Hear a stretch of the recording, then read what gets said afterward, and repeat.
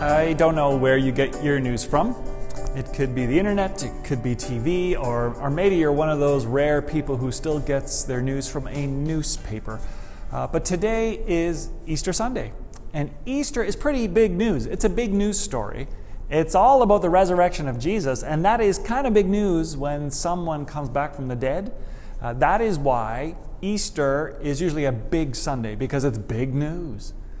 But just because Easter makes headlines doesn't mean that everybody actually understands or believes in Easter. In fact, I think the more time that goes by, Easter is slowly moving from the front page to the back page of the news.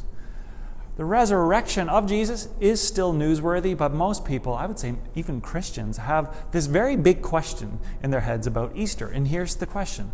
We know that Easter is in the news, but what kind of news is it? Because, there's lots of different kinds of news out there.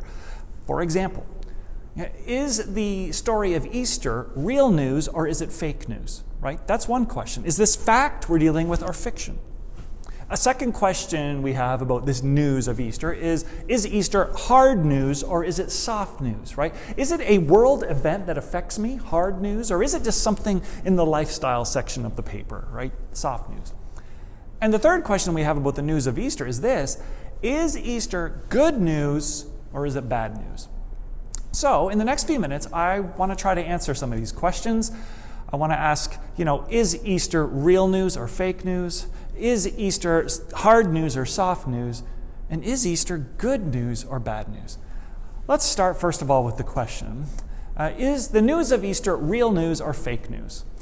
The difference between real news and fake news can be hard to figure out these days. When you sit down on the couch at the end of the day and you turn on the TV to watch the news, you'll see all sorts of headlines, all sorts of news stories. Now, some of this news is fake, or it's twisted. It's made up and concocted by people who have an agenda and want to convince you of something, even if it's a complete falsehood. It's fake news.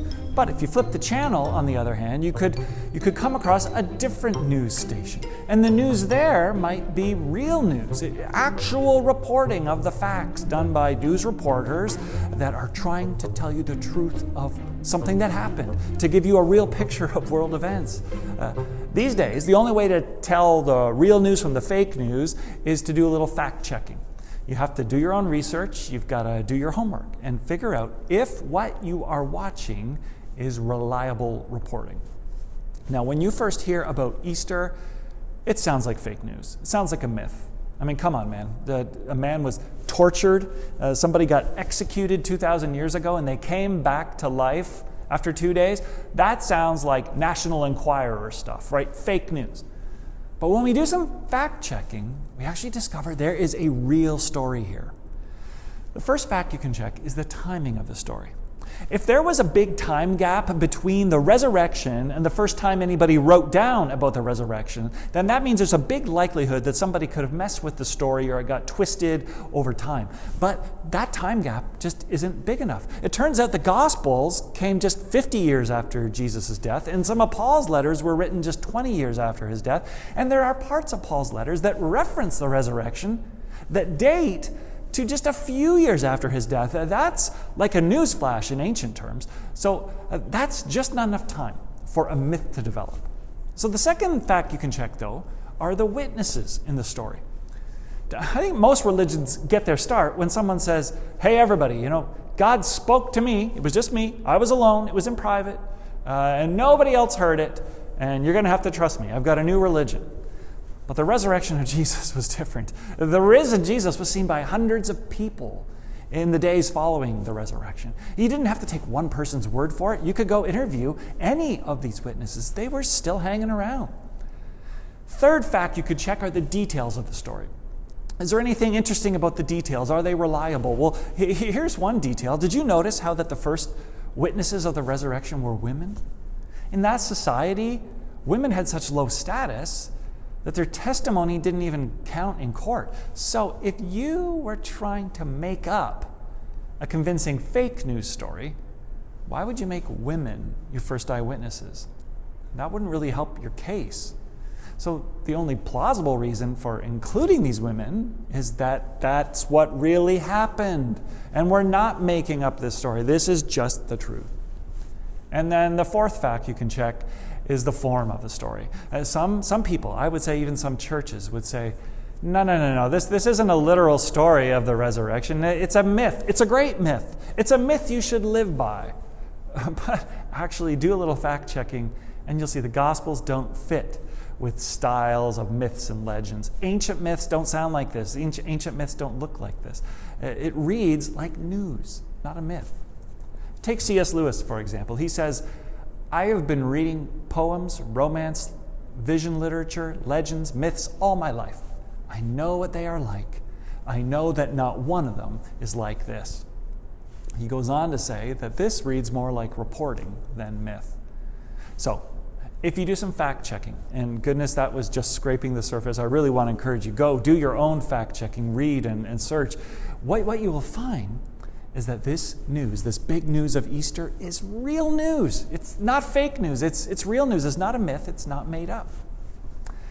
But the second question we have to ask is the news of Easter hard news or is it soft news?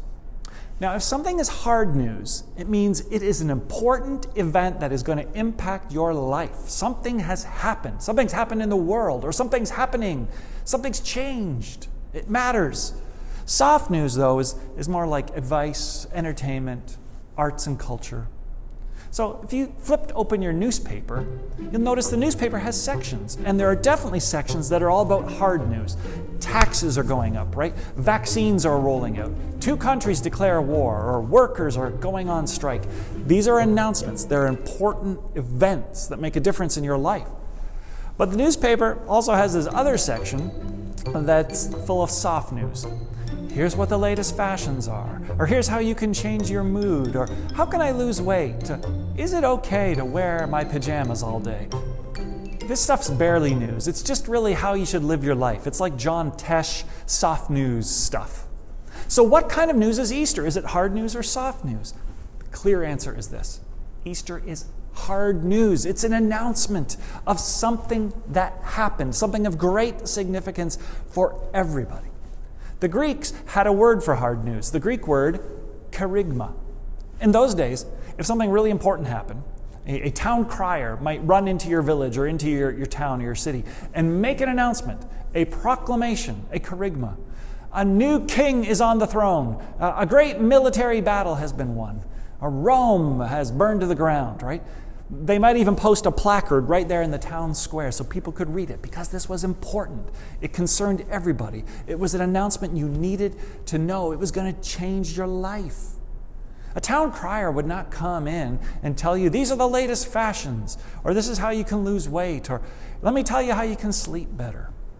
Kerygma was not soft news. It was hard news. So here's my point. When the news of Jesus' resurrection started to spread, the word that the New Testament writers used to describe it, the word that Paul used to preach it, was kerygma.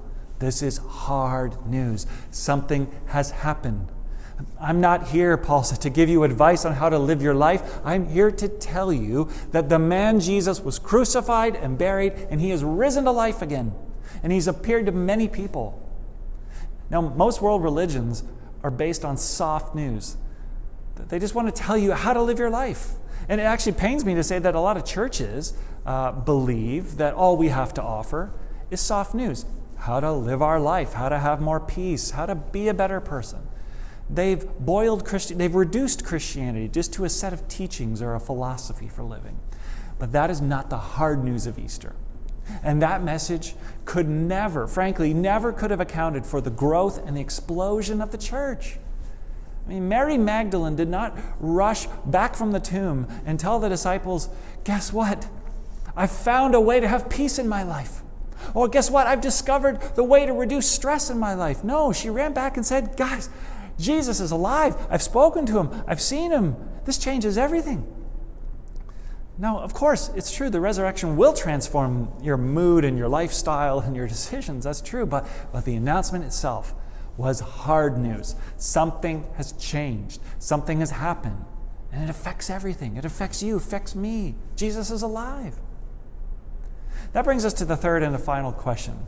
about the news of Easter. Is Easter good news or is it bad news? I mean, so much of the news we hear today is bad news. It's just depressing. Studies have actually shown that there is an emotional toll on our psyche that occurs when we are constantly plugged in to bad news. Bad news is just bad for your health. It leads to fatigue and anxiety and depression and trouble. And it's one thing to stay informed. It's important to stay informed, but it's another thing to be sucked into that steady news cycle that just specializes in negative, sensational, crisis-like news items. There's just so much of this right now. Pandemics and lockdowns and vaccines and variants and first waves and second waves and third waves and fourth waves. What we need most right now is good news. Good news for our life. Good news for our world. Good news for our future. And I want to tell you that not only is Easter good news, it's the best news ever. And here's why. When you think about it, the worst news in the world is death. The threat of death, the fear of death, the finality of death. Death is the baddest bad news ever. But Easter comes along and says, death has been defeated. Death is done. Death is now old news. That means the resurrection gets moved to the front page and death is now moved to the back. No, death is actually moved to the comic strip section. Easter is such good news, right? How else can you explain the fact that some of those early Christians laughed in the face of death, right? When they were fed to lions and they went into the arena, they went in singing. It's because Easter was such good news. The resurrection overshadowed the bad news, and it brought a smile to people's faces, brings a smile to our faces. Christians have power over the problems that they face because we've got something that can handle anything that's thrown our way. We've got the good news of Easter. You know, Mark was one of the very first biographers of Jesus, and when he sat down to write his book about Jesus, he started with these words. He said, "The beginning of the good news about Jesus, the Messiah, the Son of God." So what is the big news of Easter all about? Well, many people come to church on Easter Sunday, and what they expect to hear is fake news. But if you do a little fact-checking, what we discover is real news, reliable news. Not a myth, but truth. Many people come to church on Easter Sunday and they're looking for a little soft news, just some advice or tips to make their life a little better. But what they find is hard news, world-changing, life-transforming news about the resurrection. Something has happened. Something has actually happened. Jesus is alive. And a lot of people come to church on Easter Sunday and they're just tired and worn out from all the bad news. And what they discover is good news, the best news, news that makes them laugh in the face of death and smile at whatever the world throws at us. Easter is big news. It's real, it's hard, it's good news right when we need it the most. So may this news not just inform you, but transform you today and every single day. Thanks be to God.